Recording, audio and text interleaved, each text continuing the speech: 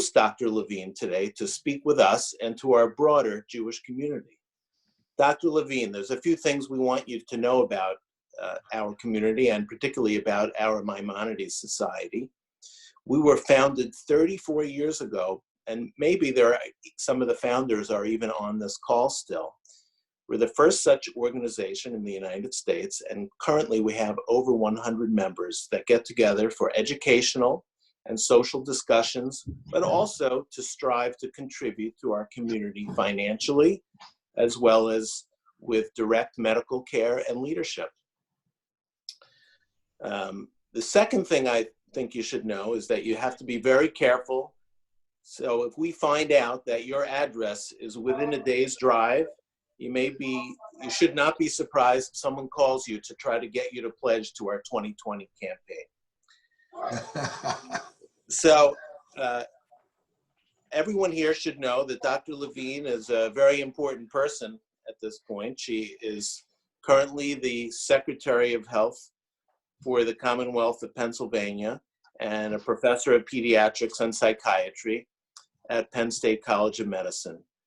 She joined the Wolf administration in January of 2015 as the Physician General of the Commonwealth and was named Acting Secretary of Health in July of 2017, confirmed as Secretary of Health in March of 2018. In addition to her recent posts, Dr. Levine is also an accomplished regional and international speaker and author on the opioid crisis, medical marijuana, adolescent medicine, eating disorders, and LGBTQ medicine. She graduated from Harvard College and Tulane University, but more importantly to our group, she did much of her training in pediatrics and adolescent medicine at Mount Sinai, every mother's dream. She has a tough job now balancing healthcare needs of our Commonwealth and, of course, the economic considerations that come to bear as well. And we of the Lehigh Valley are concerned about both, and we eagerly await your words. Welcome. Well, thank you so much. Yes, I am in the hot seat right now in many different ways. So thank you so much for inviting me. My mother, who's 95 years old, is proud. Although when I told her that I became Secretary of Health, my mother said, you know, honey, that's absolutely wonderful. You know, that could lead to something. So I'm still wondering what it's going to lead to. I thought it was something, but no. It could lead to something over in the future. So clearly, COVID-19 is still obviously a significant public health threat to the United States and to Pennsylvania. This is a very contagious virus and can be a very serious virus and a lethal virus. And we're in the middle of a global pandemic. When I became secretary, I had always had identified certain priorities, and one, of course, was the opioid crisis, and others were at times were maternal child health or environmental health. But I always said that public health preparedness had to be one of our priorities, and what would keep me up at night, or I'd wake up at 3 a.m. worried about, is the risk of a global pandemic. And so I've certainly learned that my mother is always right, and unfortunately I was right about this. Under the governor's leadership, you know, we have been working on many different factors in terms of this crisis. We have been working to mitigate its spread across Pennsylvania as much as possible, to mitigate the community spread, to try to bend the curve of the number of new cases we are seeing, to prevent overwhelming our healthcare system. And that serves the basis of the governor's stay-at-home orders and the closure of non-essential businesses and the closure of the schools, all of which has been very challenging for people in Pennsylvania. We have been successful in terms of doing that. We have been successful in terms of bending the curve. Previously, we were seeing an exponential rise. That's a doubling about every 2 days. So, you know, when it goes from 2 to 4 to 8, it's not so bad. But when it goes from 1,000 to 2,000 to 4,000 to 8,000, 100,000 to 200,000, then it would have been devastating. And we were able to bend the curve to a much slower rate of rise. And we have not seen the overwhelming of our healthcare system as was seen, for instance, in New York City and parts of New Jersey. Parts of our healthcare system, primarily in the Southeast and Philadelphia and the suburban counties, but also in the Northeast, have been challenged, but have not been overwhelmed in terms of patients. So the next step now is with a path forward, is to have a phased reopening of Pennsylvania. We have to do this very carefully, because if we open too fast, there are a number of models now. The one that's used by the White House is the University of Washington model. You can look that up. I believe it's the IHME University of Washington model. It also shows the significant increases in terms of cases and deaths if we open up too fast. And we have a lot of models that we're looking at. But we have to balance the public health risks of the virus versus the public health risks of isolation and the economic risks. And so we have a sort of a red, yellow, green zone phase that we have put forward. And today, actually, 24 counties in Pennsylvania have gone from red to yellow with a partial reopening. We're going to announce today that next Friday, on the 15th, that more counties, particularly in the Southwest, will be able to go from red to yellow. And then we'll be starting to pay attention to South Central Pennsylvania, and then Southeast and Northeast Pennsylvania, which have been the hardest hit areas. And so all that's going to be a challenge, balancing all of those factors. We have to be very careful in terms of vulnerable communities. One vulnerable community which has been severely affected by the opioid crisis are those seniors living in long-term care living facilities, including my mother. Whether they're nursing homes or personal care homes, they have been severely impacted. That has been seen in other countries, and that has been seen in every state that has been severely impacted by COVID-19. You have individuals that are in congregate settings under close quarters that require a lot of care from staff. That's a risk. Staff, of course, have to come in and out, and so they can bring in community spread into the facility. And then you have seniors who are more at risk of COVID-19, and those with chronic medical conditions, heart disease, lung disease, etc., who are even more at risk from having severe complications from COVID-19. And that typifies the population that is in long-term care living facilities. And we've had a significant number of cases, over 10,000 cases, about 20% of our cases, and almost 2,500 deaths in those facilities. That's actually 2/3 of our deaths are in those settings. Other congregate settings are at risk. That's why we closed the schools. But for instance, food manufacturing facilities, food processing facilities have been a big risk, which have challenged our food supply nationally and in Pennsylvania. So that has been at risk. Other communities at risk include minorities, disadvantaged individuals, minorities that have had challenges from a health equity point of view in general are more at risk given a global pandemic. The African American community, Hispanic community, and other communities are at risk. And so we have some special programs and outreach to those.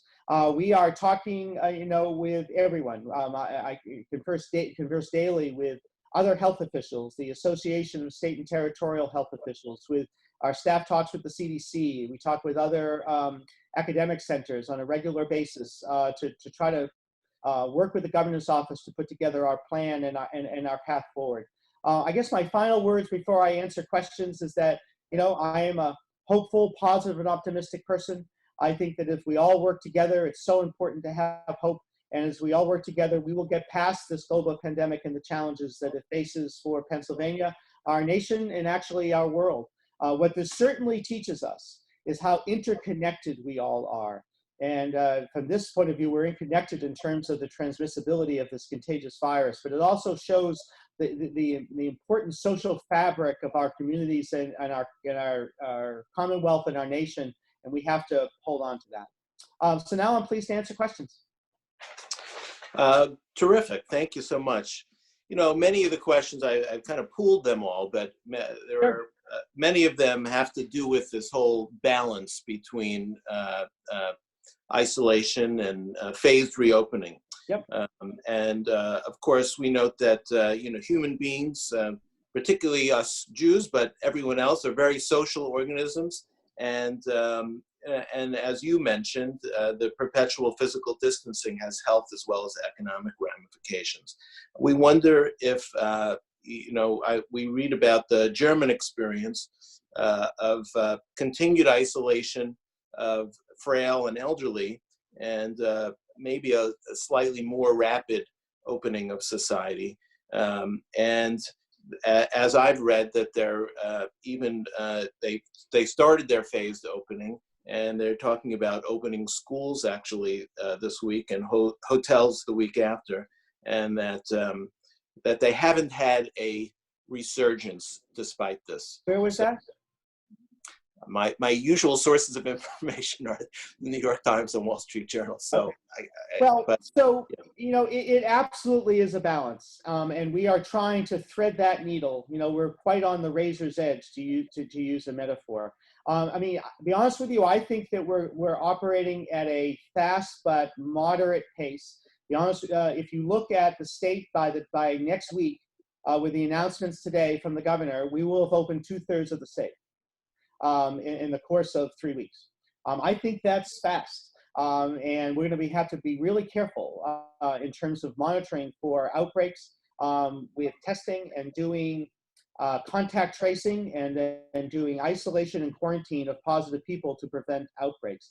If you opened up the Southeast too fast, or affected counties in the Northeast, then you will start to see thousands of cases and unfortunately thousands of deaths. So it has to be a balance, but we do realize the cost of isolation and the cost of the social cost of isolation and the economic cost.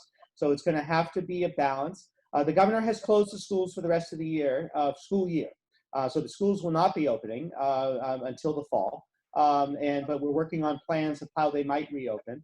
Hotels are still open, actually. Hotels never closed. We didn't recommend that people go about. But for instance, opening restaurants now would not be prudent. And so that's how we go from red to yellow, where we still don't open restaurants, until green, where we do. Because I think it was in the New York Times or another article I saw about how easily transmitted in a restaurant COVID-19 will be in terms of the circulation of the air, the circulation of the waiters, etc. And it just basically would run through a restaurant. So, I think that there are going to be changes in our society. I think that there was pre-COVID society. We're kind of in the middle of COVID society, and there'll be post-COVID society. That society is going to look different. I can't predict exactly what it's going to look like. I think that there'll be more reliance on electronic means of communications like this. Someone asked me in a hearing about when could visitors go into nursing homes. I don't know the answer to that question, but if we do that, then they're going to be, by definition, they're going to be bringing in COVID-19, and we're going to see more deaths in nursing homes. So I don't know, but not for the foreseeable future. Because unfortunately, many of the people who transmit COVID-19 are either asymptomatic or pre-symptomatic, meaning they actually never get recognizable symptoms, but they transmit the virus, or they're going to get symptoms 3 days from now, but they're still very contagious. And that type of community spread is very dangerous. There has been a lot of development in the rapidity and the turnaround testing for COVID. And might there be a role in, for example, a family member who wanted to go to a nursing home or wherever else, being able to show, look, I had my COVID test today. They're willing to pay for it. And might there be a role in some sort of rapid testing to enable some of these types of behavior? Yes. So, the testing story has been very challenging. And the significant challenge that I have in terms of the federal government response was the slow rollout of testing from the CDC and the federal government. And that had to do with technical problems with the testing they were doing, but it was very challenging. And then the rollout of the reagents and the chemicals we need to do testing. It has been approximately 2 weeks now, maybe 2.5 weeks, that we have adequate supplies to be able to do more testing. And when I say we, it's not just the Department of Health. I mean hospitals, health systems, as well as the commercial laboratories, to have the reagents to be able to do consistent testing and getting results back in 24 to 48 hours and not in a week and a half, which is much less helpful, of course. So we do have the ability to do much more testing. I don't have the ability to do that widespread population testing that people are talking about, or to do that home type of test that you're discussing, but we will. So there are some companies that are looking at exactly what you said, is that you could do a home spit test or a swab test of your mouth, and in 20 minutes, you'll know if you're positive. Now, we have to make sure that that test is FDA approved, and we have to make sure that test has really, really good accuracy. It's called sensitivity and specificity. If it's wrong, then that would be terrible. But then you could do that test and know that I could go visit my mom. I think that by sometime in the fall, we will be able to do that testing. And then we're going to have to see the utility of the antibody testing. I mean, that would be a blood test, but you do a blood test where you can tell if you have antibodies to COVID-19. That's just rolling out. What we don't know is how protective are those antibodies. If you have antibodies to COVID-19, does that mean you can't get it? We don't know that. So, I'm old enough to have gotten measles when I was a kid. And when, if I do an antibody test for measles, I have antibodies, I'm immune from measles. But we know many viruses, the biggest is HIV. If you test somebody for the antibody, that's a marker for the infection. The antibody has no protection. Well, COVID's going to be somewhere in the middle. It'll probably offer some protection, but we don't know how much, and we don't know how long they'll last. But I'm hoping that by the fall, we'll know more. And if it turns out that the antibodies are protective, then you can have an antibody test and you can realize that somehow in March you must have had COVID-19, but you're immune, and then you don't have to worry as much. So more to come as we get more detail and more advances in our testing. Another common theme is really about enjoying the outdoors, and in particular, for the members on the call that are a little bit younger than me and still have children in camps. And it's a big deal for our general Jewish community too. Our camp is a big pillar of our society. And what are your thoughts right now about that? We're trying to come up with camp guidance, and it might end up being, red, yellow, green camp guidance. So I don't have details on that yet, but we will by next week. And your other question was on being outside. Well, being outside is great. It's not so nice today, but being outside, hopefully the weather will get a little warmer, and being outside is great. It's good for your health, it's good for your mental health, and we certainly encourage people to be outside. But I get asked a lot is, do you need a mask if you go outside? Well, if you're going to go outside in your backyard, you don't need a mask. If you're going to go outside to a park and there's lots of people in the park, well, then you do need a mask, because my mask protects you. If I have asymptomatic or pre-symptomatic COVID-19 and I'm like, then my mask will protect you at least from the largest droplets that go through the air. And then your mask protects me. And if we're all masked, that protects the community. And so it's not 100%. These are not N95 masks. These are just cloth masks that I have right next to myself when I leave my room here. But they're good. And so if you're going to be in a park with lots of other people, wear a mask. If you're going to be in a hiking trail and there's lots of people on the trail, wear a mask. If you're going out rock climbing and there's nobody there, well, you should have somebody there. But then you don't need a mask.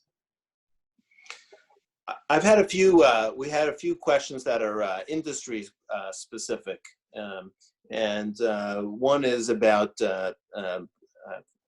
dentistry, and the other is about the real estate industry in general. And I wonder if you could comment on those. Yeah, so we're going to be putting out dental guidelines today. And in general, what they're going to say is that more routine dentistry can occur. Right now, previously, we've only allowed emergency procedures, but that doesn't help if you have a cavity, but it's not an emergency. So we're going to allow those procedures, but we need the dentist to have adequate personal protective equipment.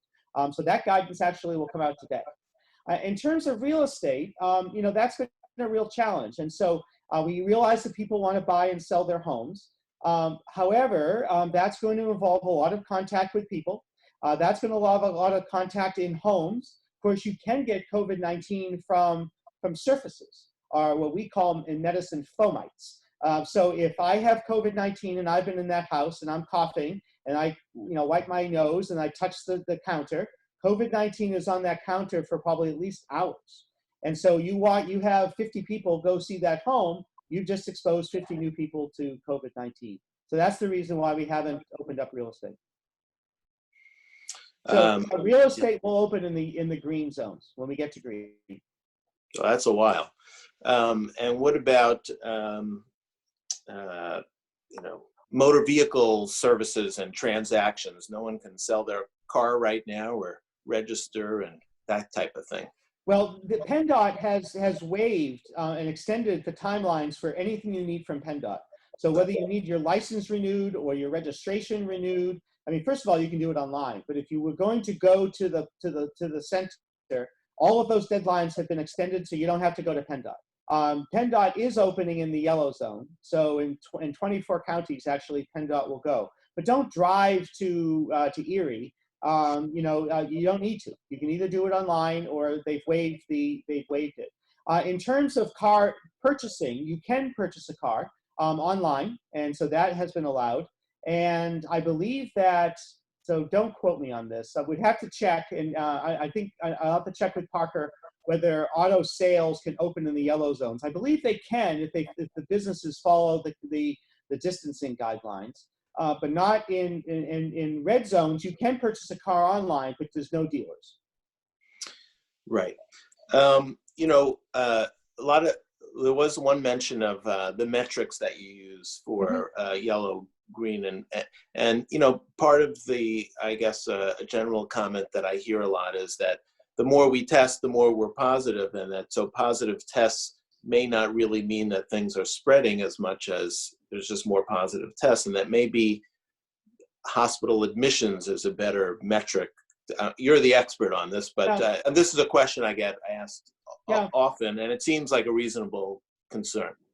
Well, so we have looked at a lot of different metrics, and we came upon the 50 per 100,000, but that's not the only thing we're looking at. Everyone's been focused on that, and I know it's because it's quantitative and you can measure it, but we do get lots of different models that we're looking at.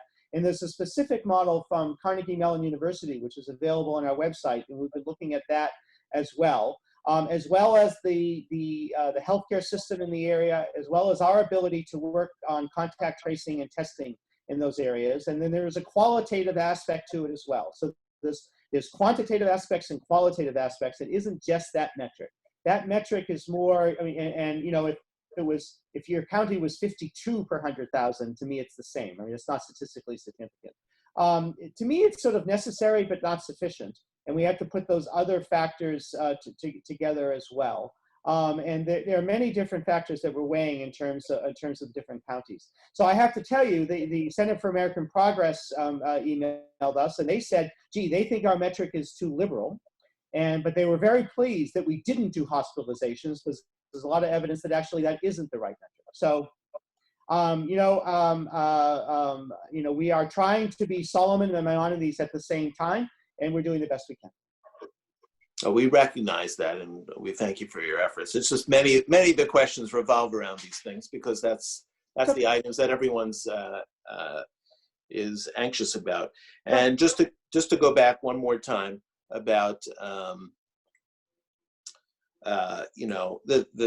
the issue of group home mortality represents almost 70% of the fatalities related to COVID, and whether there's still some role in really being even more stringent about those places, but perhaps a faster ramp up in the other aspects.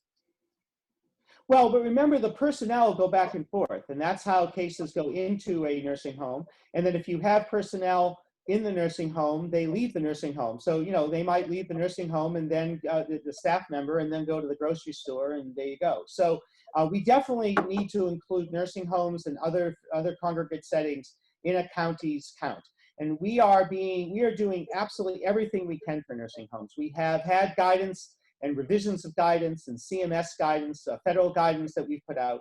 We have regular contact with nursing homes, virtually phone calls and conversations like this.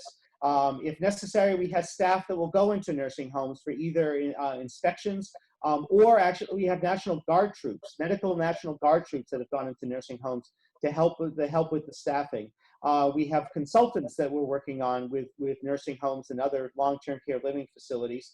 We have pushed out, I believe, 1,500 separate pushes to nursing homes, to every single nursing home and personal care home in terms of personal protective equipment. And we have also pushed out testing in terms of nursing homes. So what we haven't done yet is test everybody in a nursing home, whether you're symptomatic or not symptomatic. Again, you can do the virus test on Friday and the person's positive on Saturday and you won't know it on Friday. But we have talked about that and maybe doing some pilots. So we're doing that. If anybody has any suggestions of what we should do, we're pleased to take it. I get emails all the time with different suggestions. We talk with other states. Every state, whether it's New York, New Jersey, Massachusetts, Florida, every state that has had significant rates of COVID-19 have had problems with these settings. It's a real challenge. There are some comments to me about the way that the counties are grouped in terms of regional decisions, but maybe you're really doing it county by county anyway. But we have big swaths of areas that are, well, even much of Lehigh County, although it was hard hit, is very rural, and then the counties that are right next to it may still be grouped with it, and yet feel as if it's they're being selected to be more severely restricted than ought to be. I don't know if there's any comment about the grouping. This is a no-win situation, and everybody wants to go first, but somebody has to go first and the other. So, I mean, the way we did look at regions, and we looked at counties within regions. So it is a county by county basis. For example, in north central Pennsylvania, we opened many counties in north central Pennsylvania, but not Columbia County because of outbreaks in Columbia County. And so others were happy and Columbia was not happy. And then we did northwestern Pennsylvania, and now today we're announcing southwestern Pennsylvania. And those are the areas of Pennsylvania that had the least number of cases and the least rate of rise of cases and the most decreasing cases. And so some of the most rural areas, I mean, there's a large influence of population density. We are not getting more granular than the county level. So we're not looking at zip codes or regions within a county. The most granular we're getting is county by county. We'll be announcing Southwest Pennsylvania at 2 o'clock. And then we're going to start looking at South Central Pennsylvania. And when the time is right, we'll look at Northeast. Now, we might not look at a whole region. I mean, there might be parts of South Central or Northeast that we open and not other parts, but we're not getting more granular than a county level. Do you, as this virus lingers, and we, on some level, may just have to learn to live with this for a while, do you worry about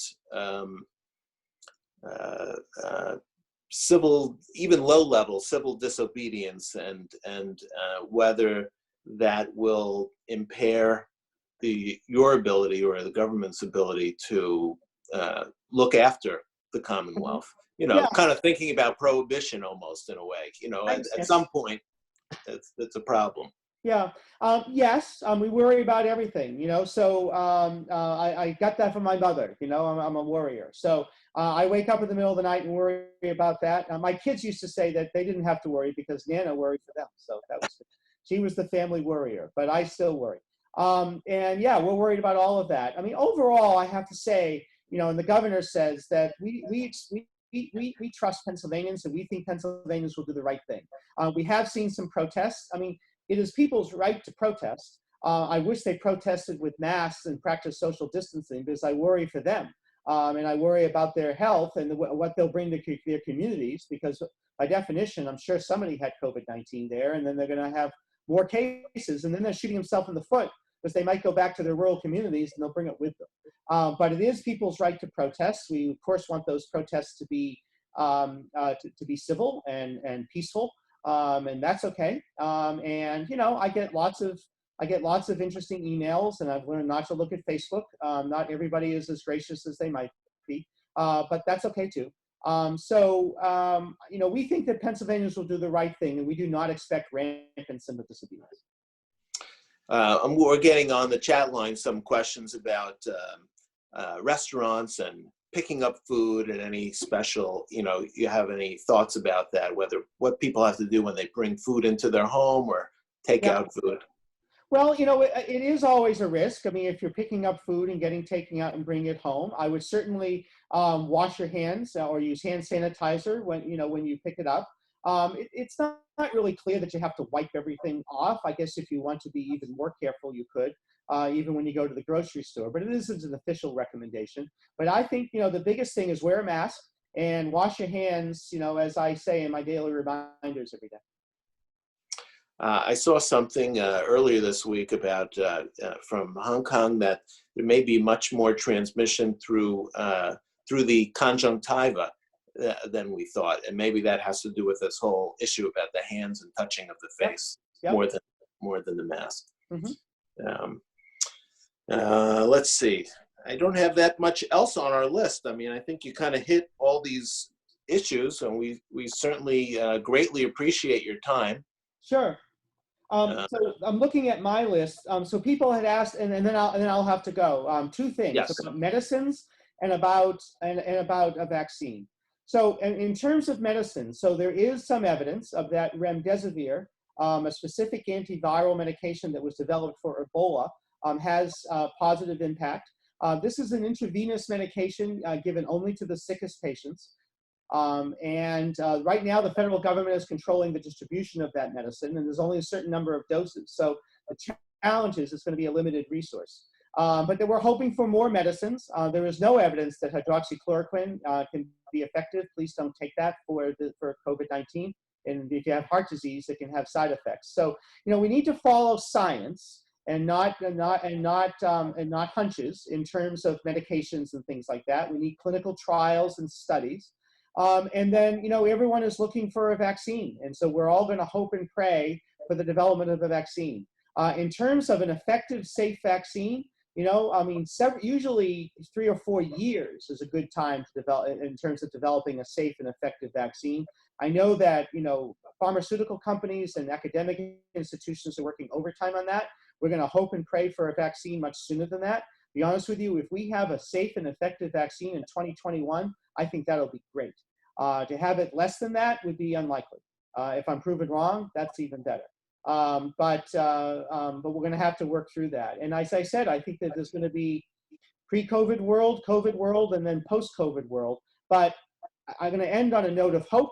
I think that we have to have hope, and we have a collective responsibility in terms of the common good. And I think all working together will be successful. Well, we sincerely appreciate your time and the candor that you gave with these questions.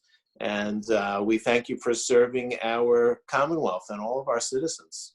Thanks so much. Take care. Bye. Bye-bye.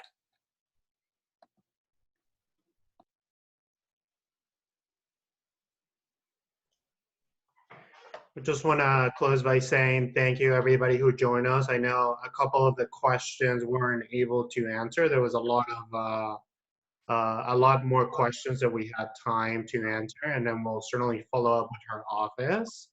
We're going to post a recording online for everybody who was not able to join us from the beginning, and we hope to host a couple more of the Zoom meetings with our doctors to keep updating everybody about the situation, and as we start reopening our buildings and our offices.